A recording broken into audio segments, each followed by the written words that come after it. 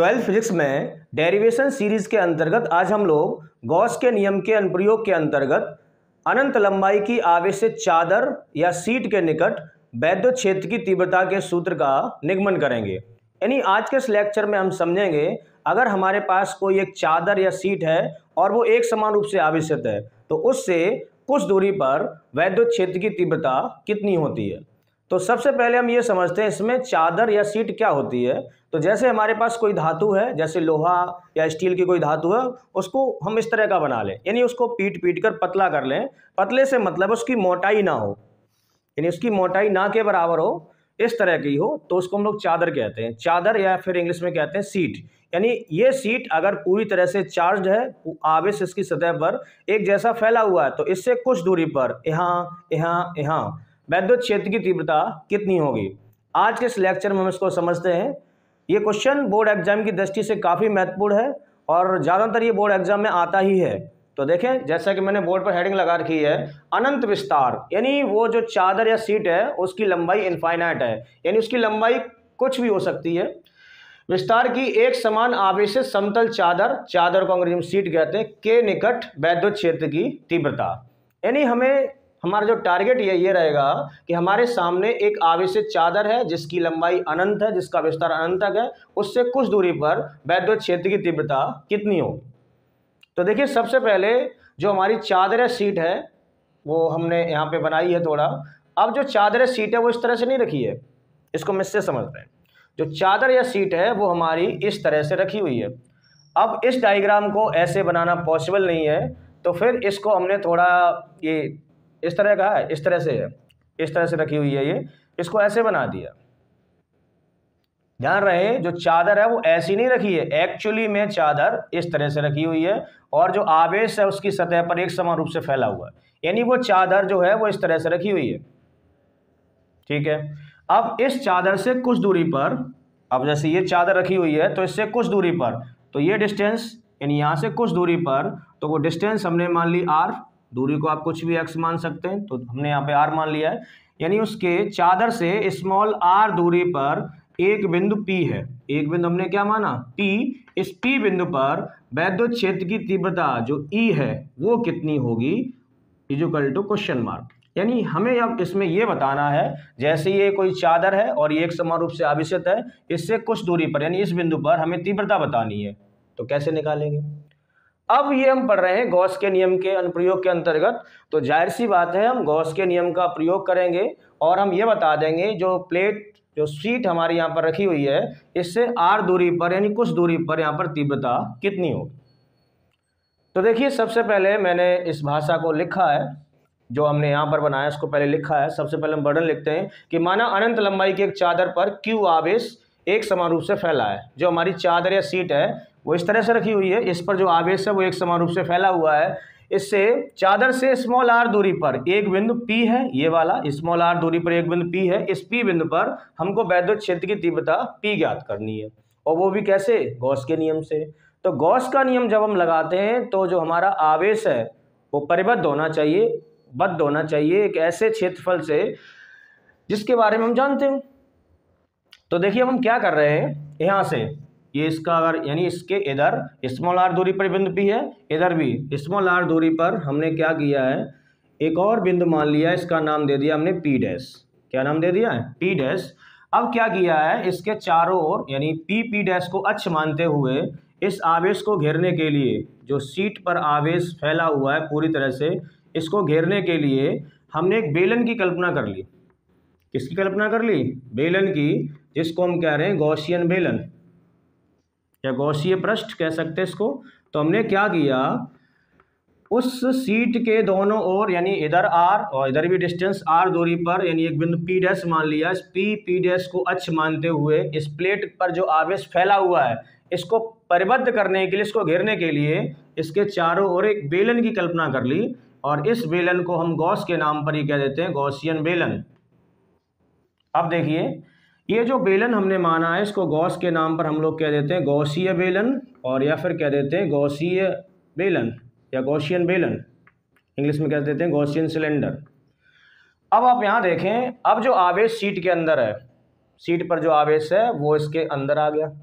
अंदर आने का मतलब है वैसे इसकी लंबाई तो अनंत है, प्लेट की लंबाई तो अनंत है, लेकिन इस बेलन के अंदर जो हमारा सीट पर आवेश है वो आ गया। अब हम इसमें गॉस की प्रमेय लगा सकते हैं। क्या लगा सकते हैं? गॉस की प्रमेय। देखिए यहाँ पर जो हमारा बेलन है वो इस तरह से रखा हुआ है, और जो सीट है, सीट वो है आपकी इस तरह से। देखना एक्चुअली में यहाँ पर क्या हो रहा है, मैं आपको थोड़ा ये बता दे रहा हूँ। इस तरह का बन रहा है, सिचुएशन इस तरह की है।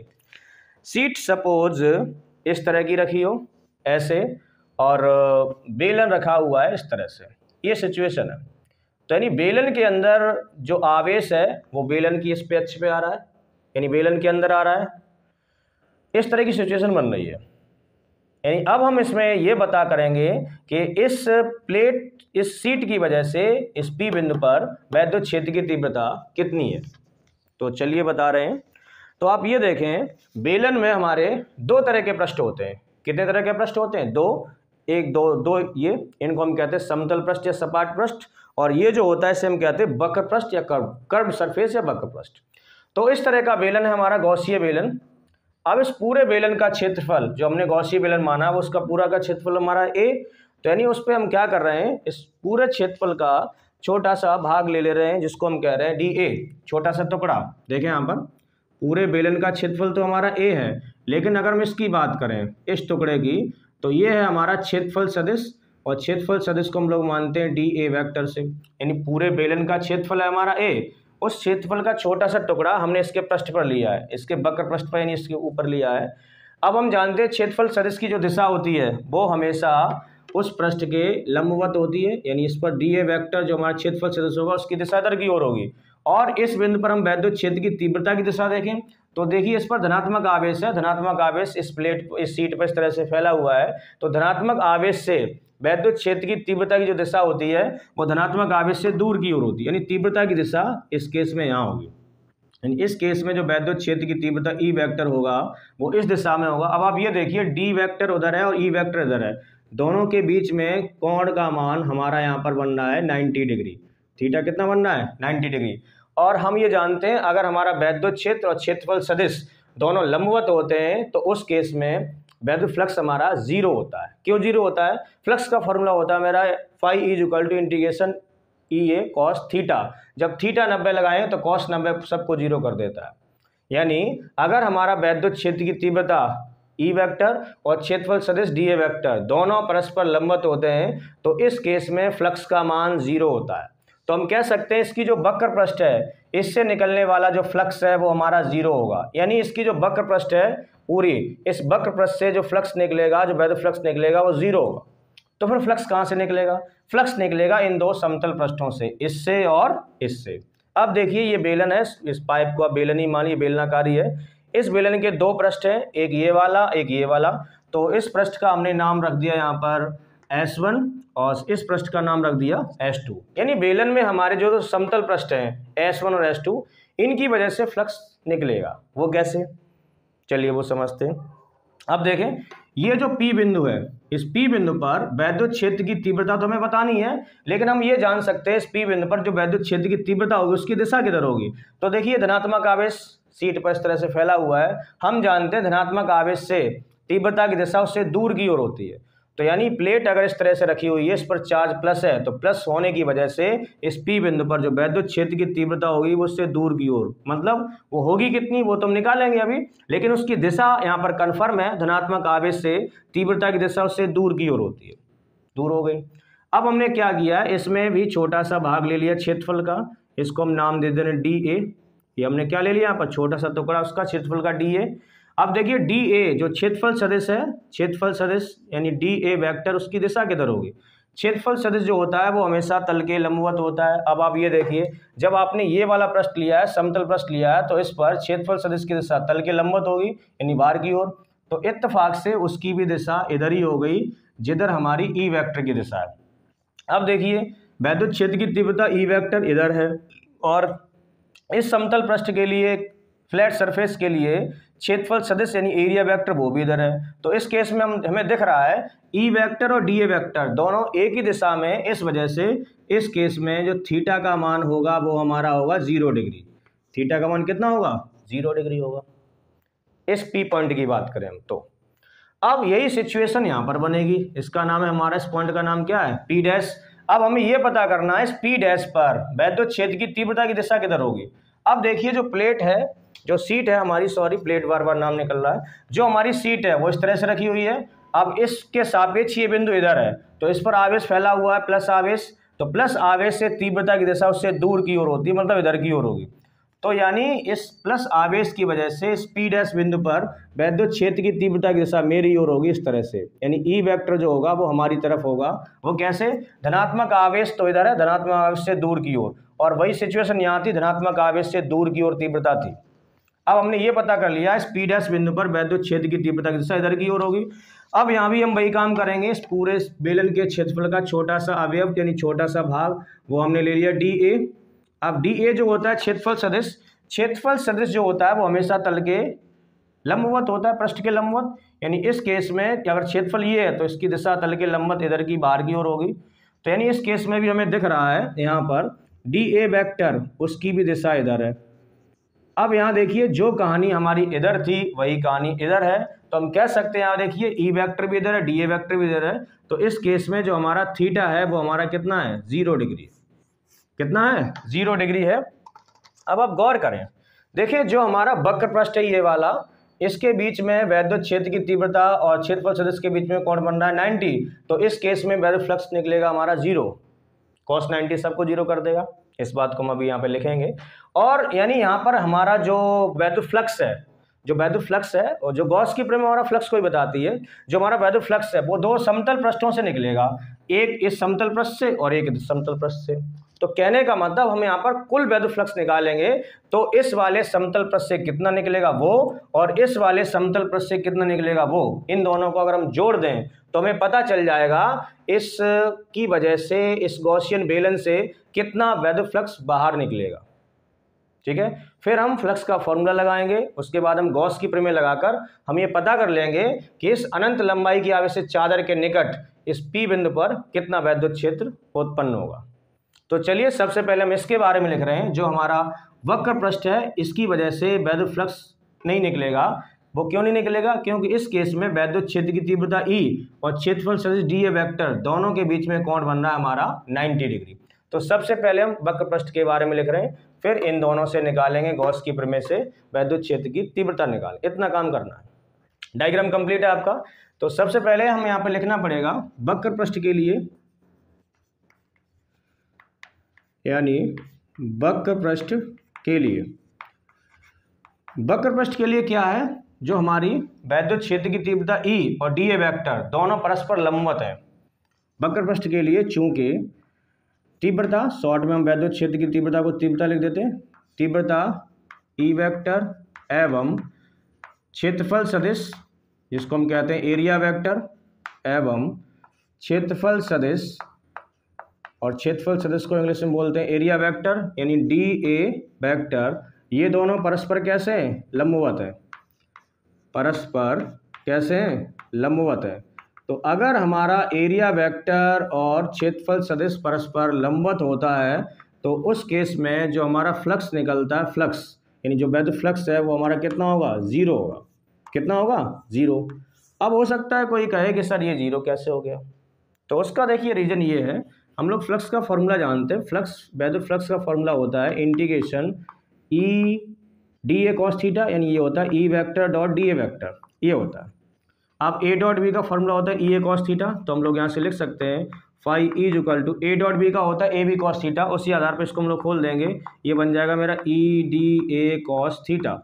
ये सूत्र है A vector dot B vector बराबर होता है मेरा A B cos theta, A B cos theta, और ये उसी आधार पर E vector dot D A vector हो जाएगा मेरा E D A cos theta. ये फॉर्मूला हमने इस्तेमाल किया वेक्टर का, A vector dot B vector का फॉर्मूला होता है ए बी कॉस थीटा। जब ए dot B A B cos theta होता है, A dot B A B cos theta होगा, तो उसी आधार पर E dot D A cos theta हो। अब इस केस में थीटा का मान हमारा कितना है, 90 डिग्री, यहाँ पर लगाना। तो देखिए हम यहाँ पर फ्लक्स अगर निकालेंगे तो phi E equal to integration, ये हो जाएगा मेरा ई डी ए और यहाँ पर हो जाएगा कॉस 90, और कॉस 90 का हम लोग मान जानते हैं त्रिकोणमितीय टेबल से, कॉस 90 का मान हमारा होता है 0, तो ई डी ए मल्टीप्लाई 0, जब 0 का गुणा कर देंगे तो यहाँ पर जो वैद्युत फ्लक्स है फाई ई इक्वल टू मेरा कितना आ जाएगा 0। इसी बात को मैंने यहाँ पे लिखा था, यानी तीव्रता एवं क्षेत्रफल सदिश परस्पर लंबवत होते हैं तो उस केस में वैद्युत फ्लक्स का मान 0 होता है। कैसे होता है ये आ गया, यानी कहने का मतलब इस गॉसीय बेलन का जो वक्र पृष्ठ है इससे निकलने वाला फ्लक्स कितना होगा 0। जब 0 होगा तो फ्लक्स हमें निकालना है। अब फ्लक्स हमें किन पृष्ठों से मिलेगा, इन दोनों समतल पृष्ठों से। तो अगर हमें कुल फ्लक्स चाहिए तो हम इस समतल पृष्ठ S1 और S2 दोनों का जो फ्लक्स है वो जोड़ देंगे। अब हम निकालेंगे वैद्युत फ्लक्स किससे, समतल पृष्ठों से। अभी हमने निकाला था वक्र पृष्ठ के लिए, अब हम निकालेंगे समतल पृष्ठ के लिए। समतल 2 हैं तो यहाँ पर लिखेंगे समतल पृष्ठों के लिए। गौर करें जरा, समतल पृष्ठों के लिए, समतल पृष्ठों के लिए हम अब यहाँ पे फ्लक्स का फॉर्मूला लगाएंगे। तो हम डायरेक्ट अपनी गॉस की प्रमेय लगा रहे हैं। गॉस की प्रमेय में फ्लक्स बताती है, गॉस की प्रमेय से देखिए हम गॉस की प्रमेय लगा रहे हैं। तो गॉस की प्रमेय जो होती है वो हमारी क्या कहती है, यानी जो वैद्युत फ्लक्स फाई ई होता है वो अंदर रखे आवेश का 1/ε0 गुना होता है। अब यहाँ जो फ्लक्स है वो हमारा टोटल है, कुल वैद्युत फ्लक्स बराबर होगा अंदर रखे आवेश का 1/ε0। अब कुल क्यों कह रहे हैं पता है, यहाँ पर फ्लक्स 2 पृष्ठों से निकलेगा, एक हमारा निकलेगा S1 पृष्ठ से और दूसरा निकलेगा S2 पृष्ठ से। यहाँ पर 2 समतल पृष्ठ हैं, एक इधर और एक इधर, तो इसलिए हमने यहाँ पर इस्तेमाल किया फाई यानी कुल वैद्युत फ्लक्स। अब कुल वैद्युत फ्लक्स अगर हमें चाहिए तो हम यहाँ का फ्लक्स और यहाँ का फ्लक्स अगर जोड़ देते हैं तो हमें कुल वैद्युत फ्लक्स मिल जाएगा। तो वहाँ का जो फ्लक्स है ये वाला, इसको हम नाम दे देंगे फाई 1 और इस पृष्ठ का जो फ्लक्स होगा उसको नाम दे देंगे फाई 2। तो चलिए कुल की बजाय हम इसको ऐसे लिखना पसंद करेंगे, फाई 1 प्लस फाई 2 और इक्वल टू हमारा क्या चल रहा है Q/ε0, ये चल रहा है। अब इसके बाद आप यहाँ आ जाना, ठीक है, इसके बाद आप यहाँ आ जाना। अब देखिए फाई 1 क्या है हमारा, इस पृष्ठ से निकलने वाला तो फ्लक्स, और फ्लक्स का फॉर्मूला हम लोग जानते हैं। फ्लक्स का फॉर्मूला होता है integration E vector dot D A vector, E vector dot D A vector, ये फाई 1 का हो गया। प्लस अब फाई 2 इस पृष्ठ के लिए भी फ्लक्स का फॉर्मूला वही होता है integration E vector dot D A vector और इक्वल टू आरएचएस में चल रहा है हमारा Q/ε0। तो यहाँ पर लिखा मैंने Q/ε0। अब देखिए जिस तरह से x प्लस x 2x होता है उसी तरह से ये 2 बार लिखा हुआ है integration E dot D A, integration E dot D A. तो इसको मैं ऐसे लिख सकते हैं 2 integration E vector dot D A vector और इक्वल टू मेरा चल रहा है इधर Q/ε0। अब देखिए A vector dot D vector, A vector dot B vector का फॉर्मूला होगा ए बी कॉस थीटा, यहाँ पर इस्तेमाल किया A dot B A B cos theta. तो यानी इसको हमने ई डॉट डी ए को क्या लिख दिया था, ई डी ए कॉस थीटा, यानी हम वेक्टर का सूत्र यहाँ पे लगा सकते हैं 2 integration E vector dot D A vector, ये बनेगा मेरा E D A cos theta, ये हो जाएगा ई डी ए कॉस थीटा और इक्वल टू Q/ε0। गौर करें 2 integration E D A cos, कोण कितना है देखिए, इस पृष्ठ के लिए कोण थीटा का मान कितना है 0 और इस पृष्ठ के लिए भी थीटा का मान कितना है 0। हाँ, यहाँ पर कोण अगर अलग अलग होते तो फिर हम यहाँ पर अलग अलग निकालते। हमें पता है दोनों जगह वेक्टर दोनों का सेम होने की वजह से कोण भी सेम है, तो इसकी वजह से दोनों की जगह थीटा का मान हमारा कितना है 0 डिग्री। तो 0 डिग्री लगाया इक्वल टू Q/ε0। अब देखिए इसको थोड़ा सॉल्व कर रहे हैं, इंटीग्रेशन 2 ई डी ए और cos 0 की जो वैल्यू होती है वो मेरी 1 होती है। त्रिकोणमितीय टेबल से हम लोग जानते हैं cos 0 का मान 1 होता है और इक्वल टू मेरा हो गया Q/ε0। देखें बस 2-3 स्टेप और आंसर है, आंसर आने वाला है। इधर चल रहा है हमारा 2 यहाँ इंटीग्रेशन ई डी ए। देखें जब हम 1 से गुणा करेंगे तो फर्क नहीं पड़ेगा। अब आरएचएस में तो मेरा वही चल रहा है, क्या चल रहा है Q/ε0, क्या चल रहा है Q/ε0। अब देखिए जो हमारा E है वो कांस्टेंट होगा। E क्यों कांस्टेंट होगा, जो हमारा बिंदु P है वो हमारे इस गॉसीय बेलन पर आ रहा है, गॉसीय पृष्ठ पर आ रहा है, और गॉसीय पृष्ठ पर किसी भी बिंदु पर आप देखें उस बिंदु पर वैद्युत क्षेत्र की तीव्रता का मान कितना होता है, एक समान होता है। यानी जो वैद्युत क्षेत्र की तीव्रता यहाँ होगी वही यहाँ होगी वही यहाँ होगी। यानी गॉसीय पृष्ठ एक ऐसा पृष्ठ होता है जिसके प्रत्येक बिंदु पर वैद्युत क्षेत्र समान होता है। समान का मतलब वो नियत होता है, कांस्टेंट होता है, और जो चीज़ कांस्टेंट होती है उसको हम समाकलन से बाहर निकाल लेते हैं। तो देखिए यहाँ पर हम लिख सकते हैं जो हमारा ई है, ई का मान नियत है ई का मान नियत है, यानी ई हमारा कांस्टेंट है। जब हम कांस्टेंट है कोई चीज़ तो उसको हम समाकलन से बाहर लिख देंगे। हो जाएगा 2, ई को मैंने बाहर कर दिया, यहाँ बचा समाकलन, यहाँ बचा डी ए और इक्वल टू ये मेरा क्यू अपॉन एप्सिलॉन नॉट। अब देखिए 2e और देखें ये समाकलन और अपकलन खत्म हो जाएंगे, ये इंटीग्रेशन ये डिफरेंशियल से एक दूसरे को कैंसिल कर देंगे, तो ये डी ए का समाकलन ओनली ए बचेगा और इक्वल टू क्यू। अब देखिए क्यू को क्या करेंगे, हमने एक सूत्र पढ़ा है पृष्ठीय आवेश घनत्व सिग्मा इक्वल टू, देखिए हमने यहाँ पे लिखा है इसका पृष्ठ आवेश घनत्व सिग्मा है, जो हमारा समतल चादर है इसका पृष्ठ आवेश घनत्व कितना है सिग्मा, और पृष्ठ आवेश घनत्व सिग्मा इक्वल टू मेरा होता है क्यू अपॉन ए, यानी एकांक क्षेत्रफल पर उपस्थित आवेश की मात्रा को हम लोग पृष्ठ आवेश घनत्व कहते हैं और पृष्ठ आवेश घनत्व को दर्शाते हैं सिग्मा से। ये सिग्मा है, आधे ना जैसा बनता है ये सिग्मा इक्वल टू मेरा सूत्र होता है क्यू अपॉन ए। अब यहाँ से आप क्यू का मान निकाल लीजिए, जब क्यू की वैल्यू चाहिए तो पक्षांतर का कर दो, यानी क्यू इक्वल टू मेरा आ जाएगा सिग्मा इंटू ए।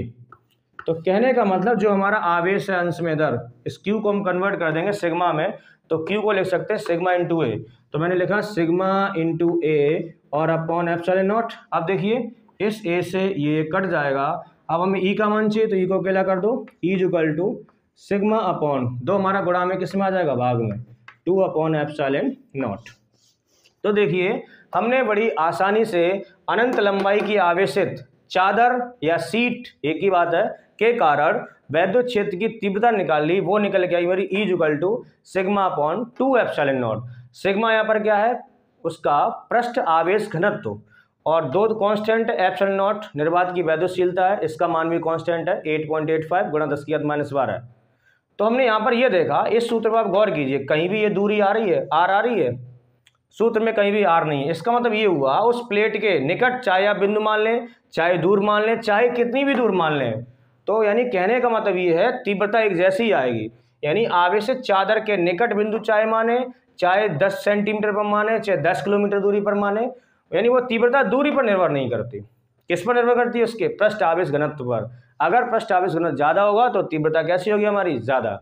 तो उम्मीद करता हूँ आज का ये लेक्चर मैंने आपको पूरा डिटेल से समझा दिया है, आप इसका स्क्रीनशॉट ले सकते हैं।